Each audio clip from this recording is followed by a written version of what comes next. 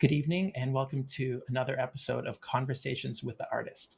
My name is John Fox and I'm the principal percussionist of your Singapore Symphony Orchestra. This week's guest requires little introduction.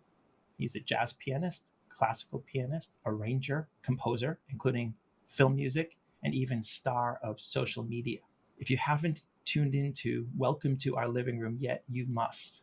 His nightly streams are intimate, intriguing, insightful, entertaining, and relaxing. This evening, we'll be spending time with a virtuoso in the classical and jazz worlds. Ladies and gentlemen, the inimitable Makoto Ozone.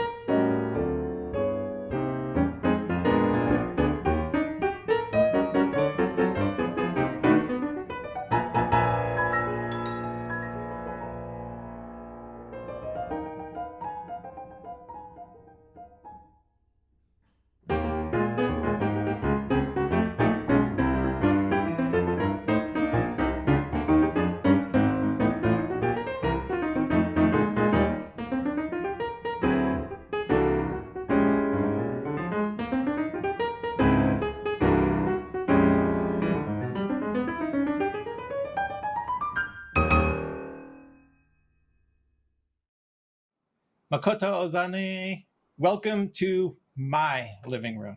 Well, thanks for inviting. What are you doing with the headphones on? You're supposed to be dancing with that song, you know? I was. You just couldn't see Oh, it. you are? Oh, okay. You hit it pretty good. Nice to see you. It's great to see you. It's Yeah. such an honor. I've wanted to do this for so long. Maybe Oh, tell thank us a you. little bit about this piece before we get into the other stuff. Okay, I composed this piece for my trio recently, and the album I recorded on this song on is called "So Many Colors." I wanted to include all kinds of vibe and culture into one album in the bundle of in one bundle with the language called jazz. So this particular piece, Bienvenidos al Mundo, Welcome to the World, means there are so many colors, so many languages, so many colors of skin, religion, and music. So there's Latin to start with, and there's a little swing section, there's a little Bach kind of canon section in the middle that goes right back into Latin. It's basically saying anything goes. It's the whole world. So I hope you enjoyed it. Yeah, well, you mentioned Bach, so let's go right to the beginning because Uh-huh. organ is an important instrument to Bach, obviously. You started on organ, unlike so many who begin right away on piano. I'm wondering what that was like, and in fact, if you're Look at that regretful at all. picture. I think How do you I like was that one? 7 years old. Oh my God, it's embarrassing. I can see. I have to stand playing that organ. That's the model called Hammond M3. Everybody knows about B3, which is the very famous instrument, the Hammond organ. But this is the spinet model of B3. The same mechanics and same sound, except it's for the home model. Anyway, I have to be standing like that in order to play the bass pedal, and but then if I play the bass pedal, I could not control the volume. So that was it. But then my father was one of the first Hammond organists in Japan, playing jazz music. So I grew up listening to that music instead of classical piano, and so that's how it started. Yeah. How did you make that switch to piano? I mean, was there someone you heard? Was it that a neighbor was teaching piano lessons? What about that switch? Well, I had a piano lesson right before this picture you saw, about age of 5. First I was playing with one finger, maybe 2 or 3 years old, because trying to imitate my father. I was doing. First song I played was "Mac the Knife" because I could play with the butt keys. And a couple of white keys involved. That was a very big challenge for a 2-year-old Makoto. And my mom told me to take a piano lesson at the age of 5. And I did. And I used this textbook. And this lesson just did not work out for me. I basically hated it. And then I didn't want to read. And the music was written, it was so big. It obviously was written for a kid. And I could tell because I've seen my father's score, which was it was so neatly written, and just kind of, I don't even want to this. Anyway, so this completely turned me off to play this instrument, piano, and the rhythm music at the time. So I went back to listening to jazz organ, which was Jimmy Smith. My father gave me the record, and I was listening to it all the time, and I learned, simple songs. And then I didn't quite care for piano playing, and then I had a chance to go to see Oscar Peterson's concert. And this was supposed to be for my uncle. My uncle wanted to go. Oh, there it is. That's Oscar. I think it was like 97, 98, 98. I made an album for Oscar Peterson called Dear Oscar, and I presented it to him, and he even named one of the blues on the record. Anyway, so I went to see this Oscar Peterson concert when I was 12 years old, and I wasn't really excited at the beginning until he came out and started playing, and I was like, what? And then I went home and I told my mom, say, hey, Mom, find me a piano teacher. And she said, well, I thought you didn't like the piano. I said, well, not anymore. So that's how I started. It's so funny. You talk about so many dislikes of aspects of piano until you settled into your niche and the music of Oscar Peterson, who obviously was a master in bebop and swing and all these things. And then you found yourself on this instrument, right? Yeah, I just didn't know the piano could be played like that. I thought the instrument piano was supposed to play classical materials, which I didn't care for. We have another shot of Oscar Peterson, but I want to use it as a jumping off point to talk about a point in your life in the early 80s when you moved to Boston. And that's also my hometown. Yes. Boston, that's pretty good. Wow. Boston. Tell me to park my car. Try. Tell me to park my car. That's square. That's well done. My drummer's name was Marty. That's so much better than what I can do. I went to Berklee College of Music because I wanted to enable myself to write. I had no musical theory background. I was basically self-taught, except for this piano teacher, who taught me how to technically play the piano. And he was a wonderful French priest, of all things, and he was also an excellent musician in Kobe, Japan. But anyway, so I went to Berklee because I fell in love with big band and I wanted to write for big band. And the teacher I was studying with in Osaka told me, why don't you go to Berklee? That's where Toshiko Akiyoshi went, and Sadao and all the legends of, jazz legends of Japan went to Berklee. So I went there and enrolled myself, not as a professional major or a pianist. I enrolled myself as a jazz composition and arranging major. So that's why I went to Berklee. And then I met Oscar, finally there for the first time. The jazz composition and arranging aspects must have had something to do with your ever-expanding roots and being willing to try anything and meld styles. And I'm curious, the Berklee experience, was it more about learning the theory, or was it more about the overall musicianship and allowing you to become who you are today? Allowing me to become who I am didn't quite start happening until the end of my Berklee, days. Until I met Gary Burton, it didn't quite happen. I hope I don't sound conceited, but I was able to play piano pretty good because I was copying Oscar Peterson all the time, and I forced myself to practice so many hours a day. And but that was so much fun, because there's no textbook. I just wanted to play what I played.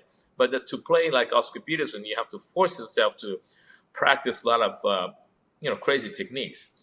So I sort of gained somewhat of a pretty good technique as a pianist. So when I got to Berklee, I was a pretty good piano player already, but I had no theory background. So I mainly really, really focused on writing and learning the compositions, arranging, voicings and all this stuff. I even had to turn down the gig with Dizzy Gillespie. He offered me a week down in Miami, but I just got into this class with Herb Pomeroy. He was the teacher at Berklee, and the class was called Arranging in the Style of Duke Ellington. And you have to take so many courses as a requirement in order to get into this class. And I just got into this class, and Dizzy said, I want you to come to Miami next week. And then I said, I can't do that. I'm just got into this class. And this guy from Boston Globe was standing right next to me, and he wrote up the article, and I turned down the gig with Dizzy Gillespie. I was like, I didn't do that. I had a good reason to, It's like, oh my God, I just didn't turn it down. But anyway, so as a pianist, I was actually working. I played at Sheraton Boston for 6 months until I sort of got into the trouble with the union and I quit. I didn't know I needed a paper. And and then I was playing a lot gigs with the teachers. Phil Wilson, great trained trombonist, he was like my mentor for a long time, and at Berklee. One day, I was practicing in a practice room. When you're a kid and when you can't play, it's practicing, but I'm basically playing some really crazy, fast stuff to impress the other students.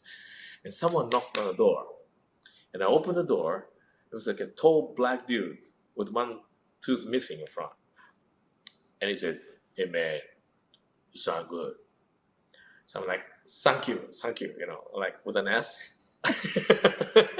And I said, "You want to come play?" Said, "Yeah, sure."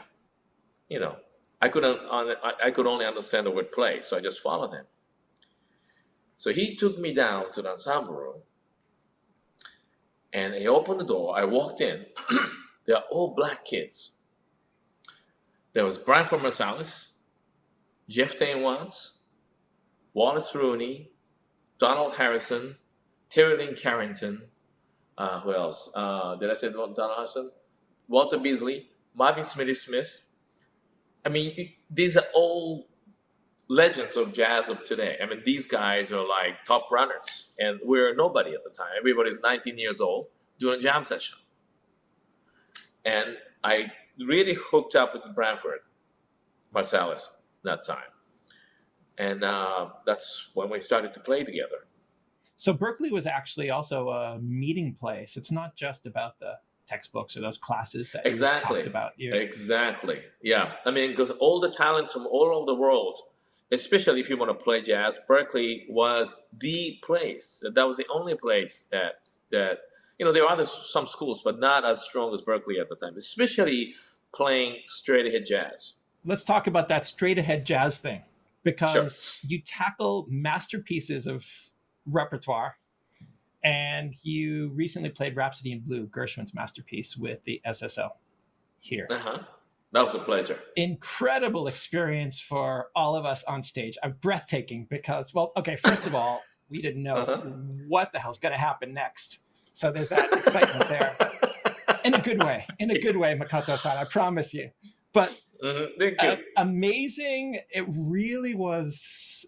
The transitions were flawless and seamless. And the spirit of the piece was there throughout. And yet I was hearing sharp nines and all sorts of stuff thrown at us that it fit. But wow. I mean, I was really at the edge of my seat. And I was thinking, the audience is so lucky to be watching and listening to this, because a good majority of them probably have seen or heard this piece many, many, many times, but they've never experienced it quite like this.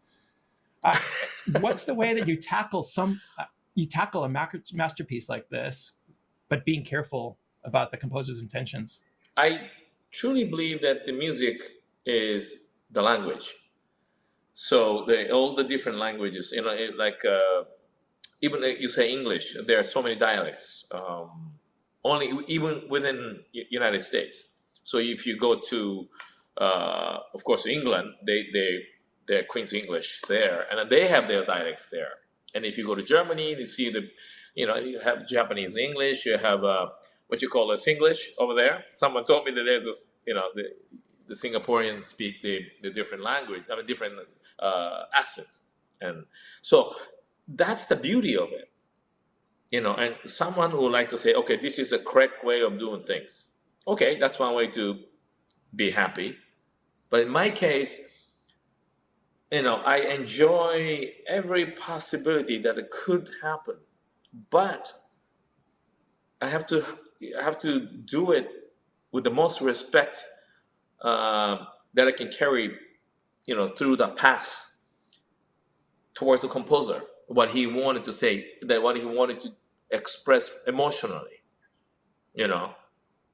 So, and also that musically, it has to be tasteful. So I have to admit, sometimes I took it too far, but that's the chance you have to take as an improviser. You cannot have perfect performance when you're improvising. My dear friend, brother Jeff Tain once told me this, and he shared it with my students when he came to my school to teach improvisation. At the end of the clinic, he said, if you guys are doing improvised music, and if you felt good one night, like, oh my God, I really did good, and you're not really improvising. I love you know? what you just said about you have to Yeah. take the chance, because how many performances have we seen or even heard on recordings that are stale because it's the same thing again? And I would rather hear someone take those chances. Maybe, if you don't mind, this is a good chance to step back a little and hear you play one of these pieces where you've taken a chance, and it's in Maurice Ravel's take on a Baroque French keyboard suite of all things. Let's enjoy Ravel's Le Tombeau de Cabron Prelude. Makoto?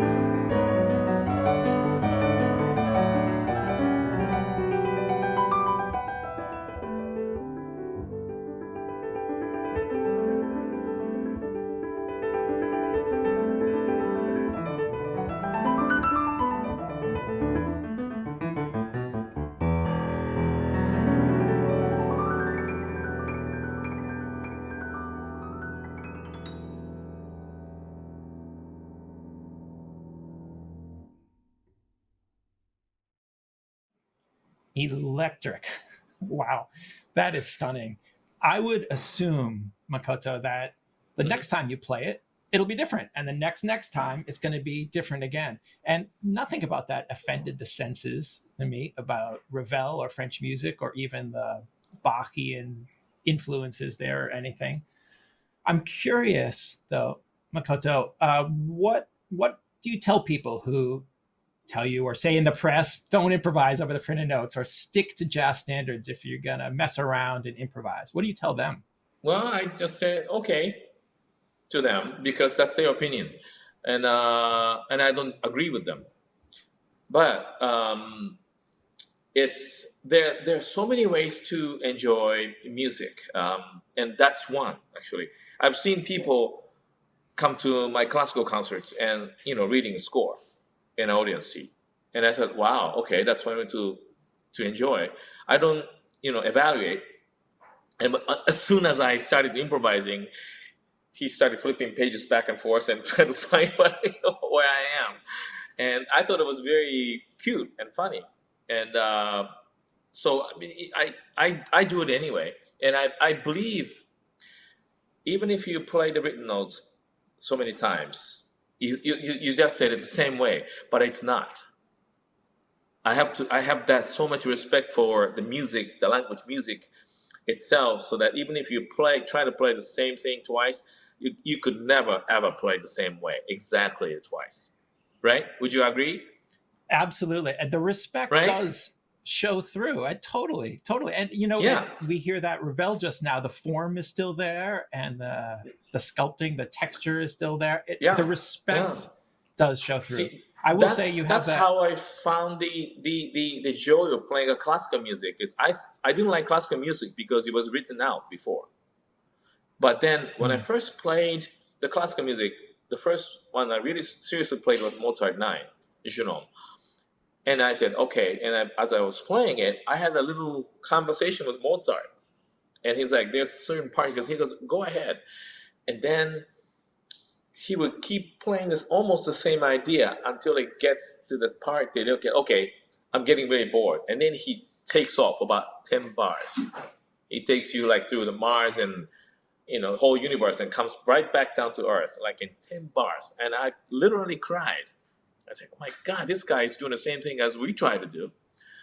And so it's the same philosophy about having fun, literally play the music, And how is it that you get to that point with an orchestra? I don't mean to interrupt, but you bring such surprise and excitement, much of it unexpected, to a performance. But unlike a full-time concert pianist, you don't have an orchestra to work with every single week. How are you preparing these concertos from Mozart to Gershwin at home so you can step in with an orchestra and nail it right away? I'm not a great reader, so it takes me a long time to read music.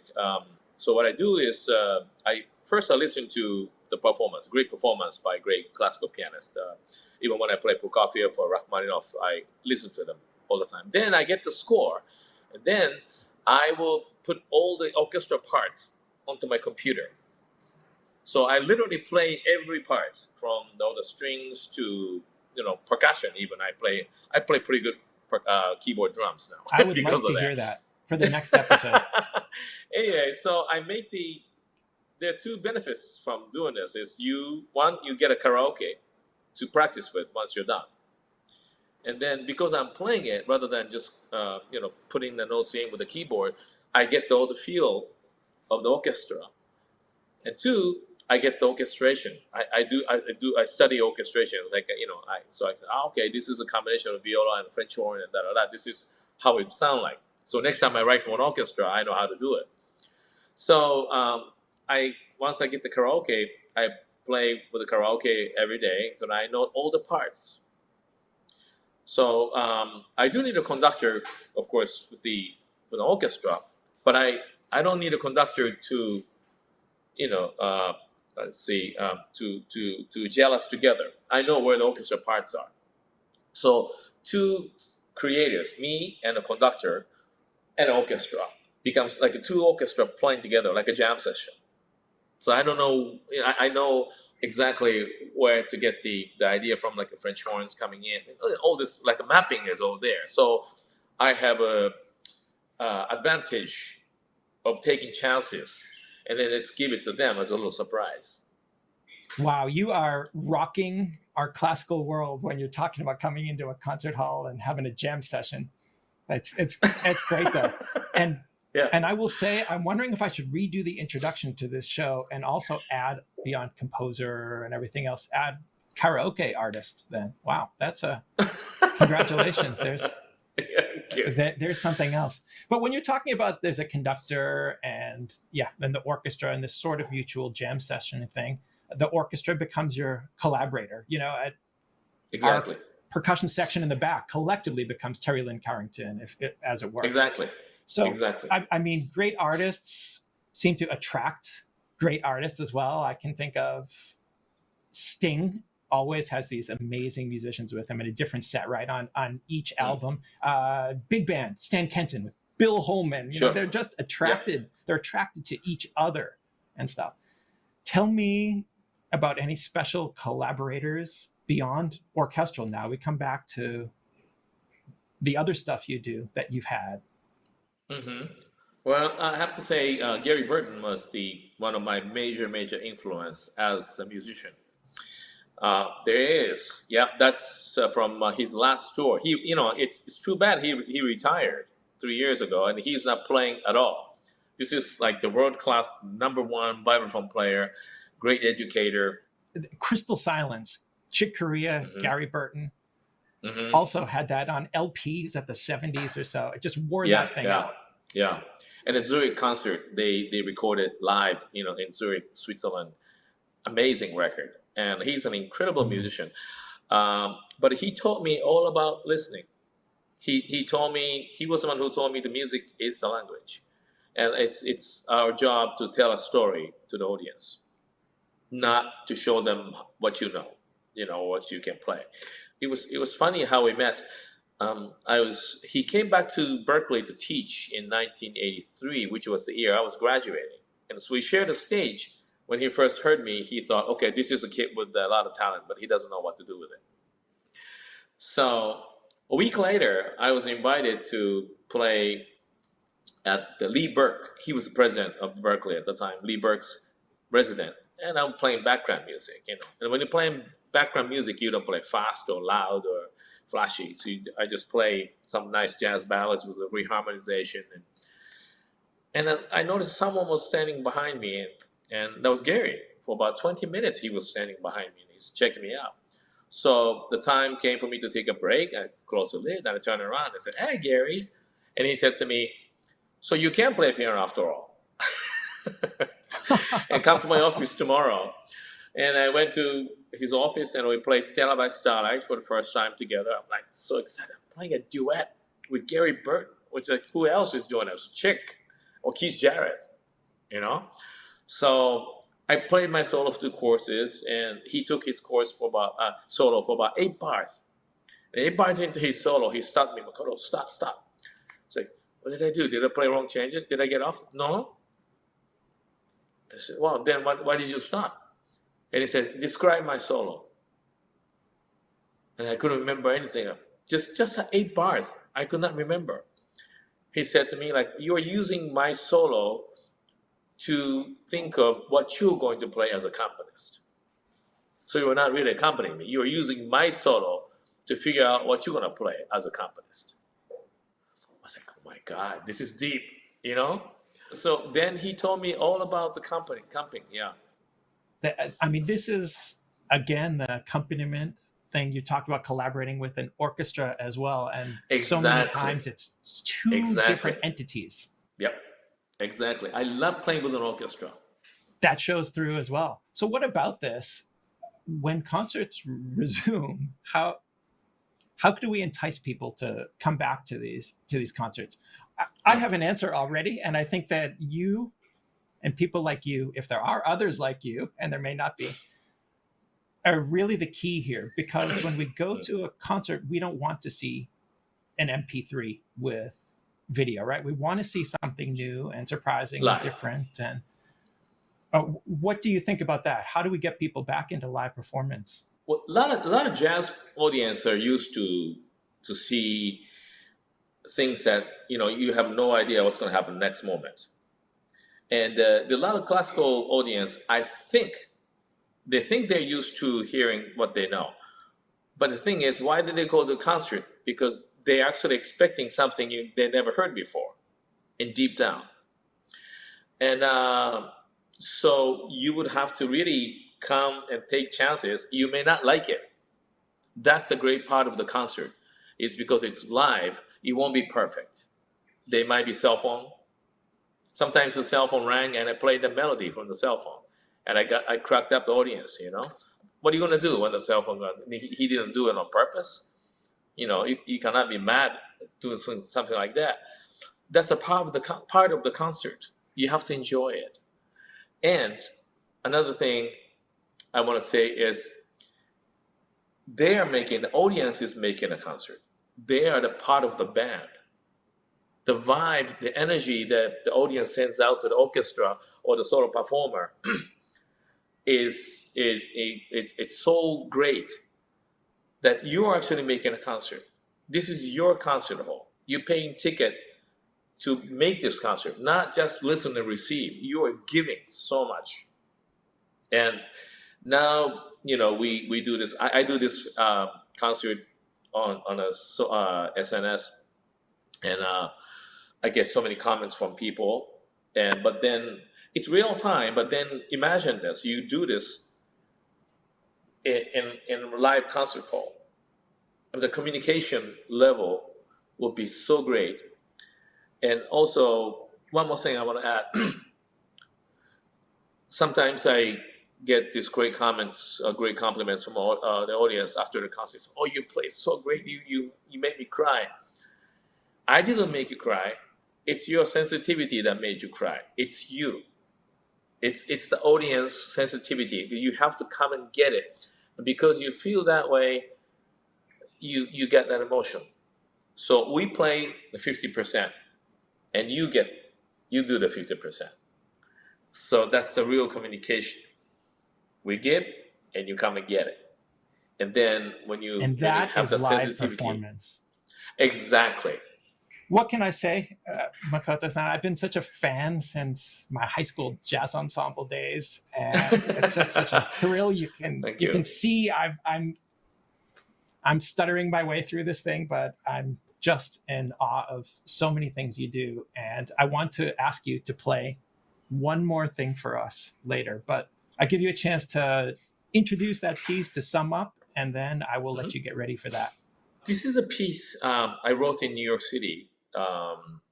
This was a time that I really started to realizing about my own identity as Japanese. And I wanted to write a piece that would sound like Japanese traditional song. Once again, this is for my album called So Many Colors, which is the same album as the one you heard, Bienvenidos al Mundo is on. So I wrote this piece, and after I wrote it, I played it for myself. And I had this picture of Vietnam. Somehow, it was not Japan. I saw this kind of gray sky. It was like a mist rain, almost like a foggy mist rain, and the farmers with the hat, the triangle hat, and working in the fields, very quiet. So instead of calling it something associated with Japanese, I wanted to call it Asian Dream.